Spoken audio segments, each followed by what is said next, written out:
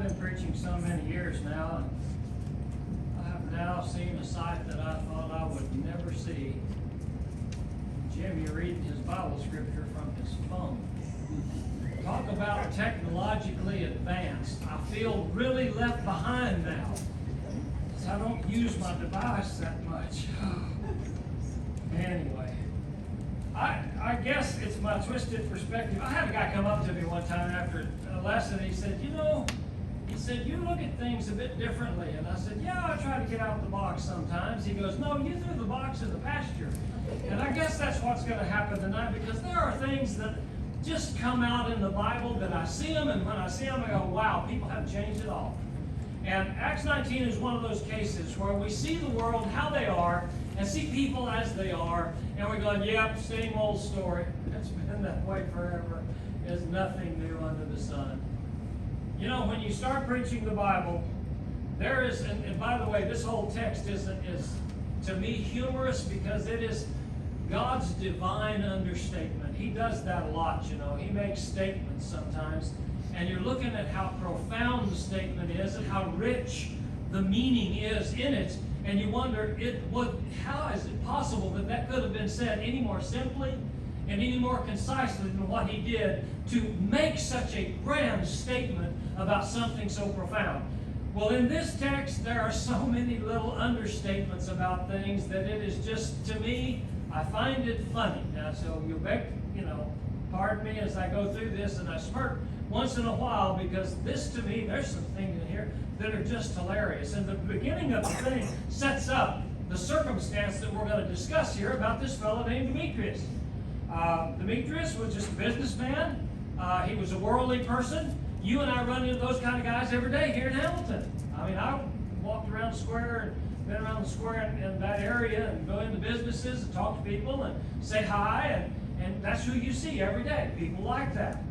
And it's interesting to me that the truth has an impact on people when you teach the truth, and it impacts everyone, but in this particular case, it got to Demetrius. And it's interesting how it's stated here. This is just humorous to me. About that time there arose a great commotion about the way. That's an understatement. I mean, right now there were people, especially the Jews, that were furious because this movement that was going on was just spreading all over the world and turning the world upside down, one of the expressions that is used. So here's this great commotion about the way. Yes, there is about to be a great commotion here at Ephesus. Ephesus was the kingpin, the center point, the focal point of the god Diana and idolatry in its worst. Won't go into graphic detail, but Diana housed a large number of ladies of ill repute into which men could go into an assembly, or at least a place there, and in private rooms in there find a woman, and that was their worship. Little wonder it was so popular in that day, huh? So nevertheless, that was the kind of God that they were worshiping here. And so it says in the second verse there that Jimmy read that these guys, like Demetrius, made no small profit. That's an understatement. These guys were getting rich, molding little silver idols to Diana, and it was an an intercontinent almost affair in making these little gods and having people come in and want to be worshiping some god, so they would buy their little silver idol. And so they were making good money, with this idol. I know that sometimes in small towns, people have laws that says you can't sell certain things in that town, but there's good money to be made if you sell those certain items, beverages of sorts. And so then you go in, and there's all kinds of guys that'll end up voting for something when they know good and well the poison isn't good for this community, but there's some good money to be made. And so people won't speak out against it because, there's a lot to be made here. And so therefore in the next verse, he stirs some people up, because here come Paul teaching that these little silver icons we're making are not really God. Now it's very hard, it's very difficult. I mean, it goes all the way back to the Old Testament, where Jeremiah castigated the Israelites for offering stuff to idols who have ears and don't hear. They have mouths that don't speak, so you don't really know what's going on, what they want. They got feet, they don't travel. If they're going to move, somebody got to pick them up and move them, and they call them gods. And so it's very difficult to defend something like that. And so what is humorous to me is the continuation this little scenario sets up as to how the defense is made for things that are totally, in fact, common sense-wise, totally wrong. If you're just a good, if you're just a good thinking person, you would look at this and say, no, this is wrong. This is very wrong. In fact, it's not smart. So let's look at a few things that goes down here when Demetrius stirs people up. So the first thing we look at in verse 26, there's three things that go on from 26 to 27. In the first one here, he says, moreover you see and hear not only in Ephesus, but all throughout Asia. In other words, this is a global problem. And this is where we need to step up and cause this problem to go away. And here's the problem. They're saying that our gods are not gods. You can't make a god with your own hands, which is rather logical when you think about it. And further, they're getting to a point where we may lose all of the magnificence and the beauty and the wonder of our God here in this place. Now, let's think about this and analyze it for just a second. Were they really that enamored with the god Diana, or were they all about the money? Let's be honest. Because he's gaining no small bit of money about this business he's running here. He's really not that interested in the God itself. He's interested in the fact that he's going to make money. I have discovered during my short career as preacher, and probably many of you just as Christians when you talk to people, sometimes the hindrances that people have in obeying the truth is because there is monetary investment in whatever it is that's not something a Christian ought to be involved in. I found that to be the case on several occasions. I had some great conversations with a guy, well, my wife actually worked for him in Utopia. Knack, I can't remember Knack was his last name. Nice guy, but he was all about the world and making money. That was it. And we got to joking one day because he knew I did not imbibe beverage and I did not smoke a cigarette and chew the dip and all that, and knew I wasn't one to go for habits like that. And yet he sold all of those kind of things. Well, one of the things that happened was he pretty soon got in there and was selling tickets on what do you call it, raffle? Lottery, thank you, the lottery. And so now he's doing something he himself even said, yeah, that's not a real wise thing to do. But his excuse for all of it was, it sure does bring in the money. And I just kind of looked at him and he realized, yeah, that's what it's really all about. It's just about the money. I know these things are not good for our culture here in Utopia. That's where we were. I know that's not good for the community. But when it comes down to it, there's good money to be made when you sell these kinds of things.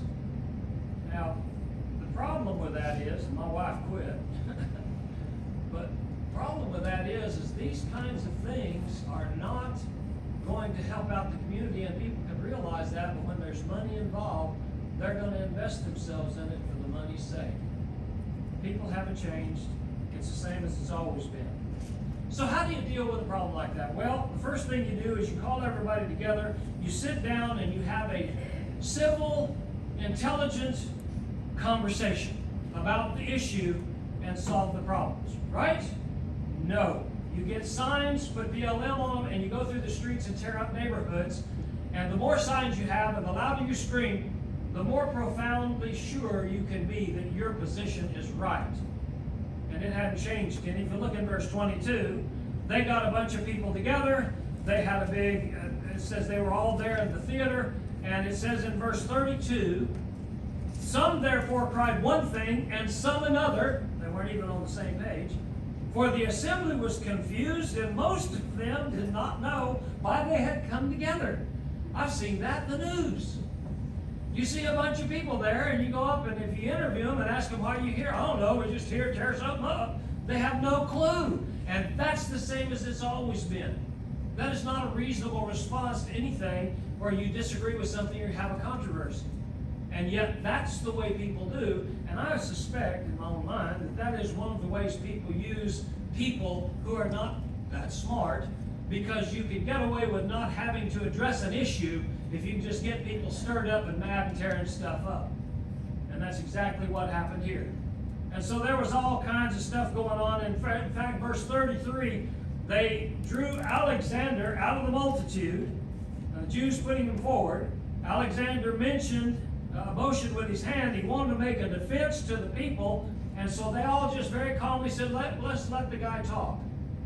Well, no, not actually. When they found out he was a Jew, they all with one voice, for about 2 hours, cried out, Diana, greatest Diana of the Ephesians.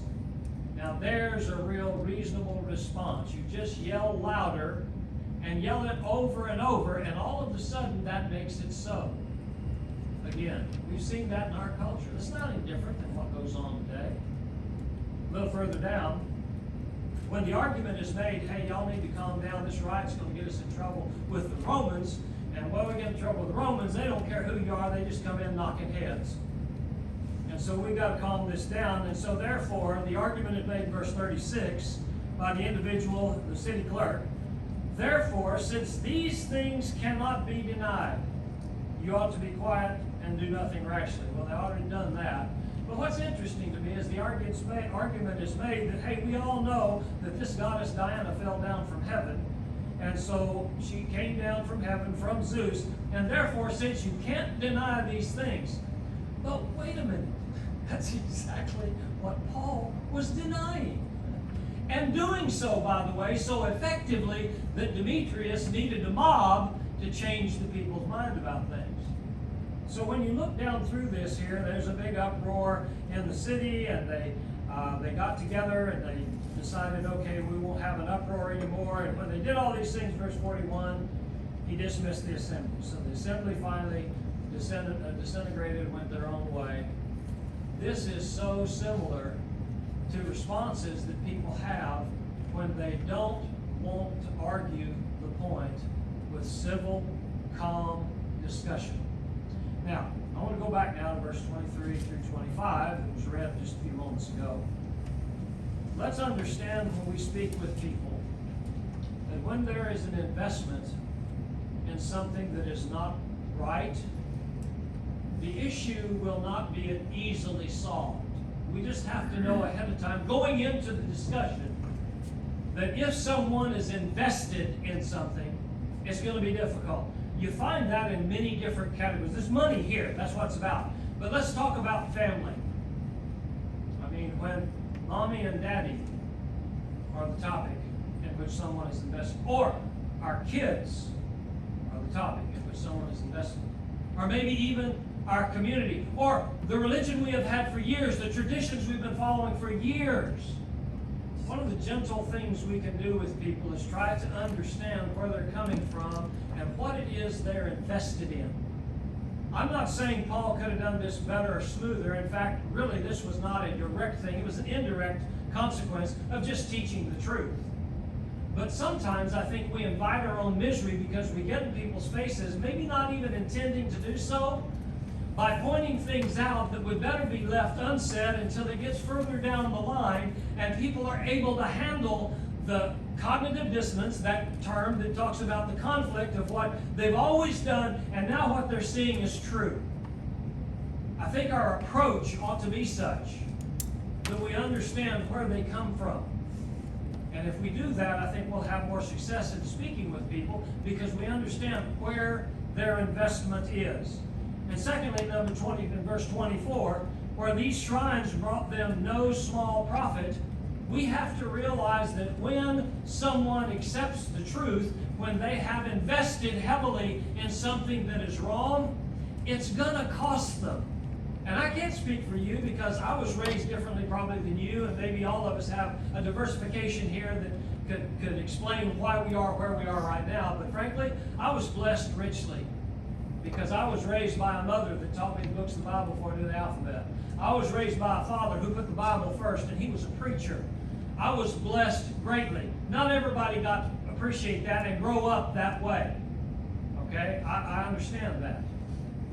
But you know, when we look at people, and we talk to people, and we recognize where they are coming from, when we recognize the investment they have, we need to also realize the emotional, the common sense part of it, the saving face element, of being able to look at the truth and finally say, yes, that was wrong. I need to embrace what's right. There is a cost to that. Some people give up everything they have pretty much in order to embrace the truth. I have a sister-in-law that when she was baptized, with my little brother dating her, come home from her date at the church building where they baptized her, and when he drove up on the front lawn there to drop off his girlfriend at home, found all of her belongings in the yard. Because Mama was not of the persuasion that you should accept somebody being baptized into Christ. And so therefore she threw her out of the house. So they gathered up all her stuff and went over, and Dad and Mom said, sure, we got an extra bed, no problem. They put her up. And that's where she stayed for a good long while. Some people give up a lot to embrace the truth. And that's where we can step up and be understanding, but also be accommodating when people have to give that much up. In verse 25, men, you know that we have our prosperity by this trade. When someone does invest in the truth, they're not just giving up things like all their stuff on the lawn. They're giving up relationships. It's very possible that some people, when they do embrace the truth, this is what they have invested in family, in people, in friends, in social contacts, particularly in a small community like Hamilton. Been knowing somebody for 100 years. What are they giving up? When they decide what I've been doing in this community with all my friends, I'm going to give that all up, because when I do convert to Christ, I'm going to be anathema to these people who are still in that, because I'm going to be judging them and telling them, you think you've done the right thing and you're wrong. And that's the way people will respond very often. We need to understand that. We're not going to be effective with people unless we realize maybe the sacrifices that people are making and be willing to be there for them and help them make those sacrifices. Now that's kind of a swerve off from the context, but it certainly does apply when you look at what Demetrius was all about. You know, I've heard sermons even on Demetrius and how dirty bird this guy was. But let me give you a different slant, maybe. He was defending what was his own. He was defending his ability to supply his family with a living and safety and security. He was merely doing what he had always been doing. Why would it be different today when we find people like Demetrius and we find out, or they find out, what they're doing is not good, what they believe is not the truth? It's difficult, I think, sometimes more difficult than people realize, to stand for the truth. Because we are standing for the truth in the face of a rejection from people that are not going to be very reasonable sometimes, and certainly not going to be very nice about things. And in doing so, we need to keep in mind, people have an investment in their life, and having them change is a very big step. I would recommend we understand where they come from, be extremely patient as they make the transition, and give them space to do that. One of the hardest lessons I've learned in my years of preaching is, yes, you can go in and tell people the truth, but I am convinced you can say the right thing the wrong way. I think you can. Stephen didn't. They killed him. Jesus never did, and they killed him. Paul they tried to kill him several times, and I wouldn't fault a single one of those guys, because by inspiration they said the right thing. However, our speech ought to be seasoned with salt. Okay? It ought to be as palatable as possible so that people want to change their life in spite of their investment and what they may have to sacrifice. And you know the thing that makes it so nice when somebody's considering the sacrifice they'll make is when they can turn back from the sacrifice and say, but look at the family I have inherited because I love the truth. That's where we come in. That's where we are eminently valuable. To have someone change in their life and be taken in and encouraged and lifted up and edified and told, you have a family here. I think our effectiveness in this community depends on understanding guys like Demetrius, and instead of just writing him off, try to see where is he coming from. What was he thinking and why? And even if it's nonsensical, be patient with them. allow them to have a learning curve. This didn't accommodate an invitation much, but we always do offer an invitation. We want people to understand that the invitation is always open. And so if you need to respond in any way, won't you do so as we stand?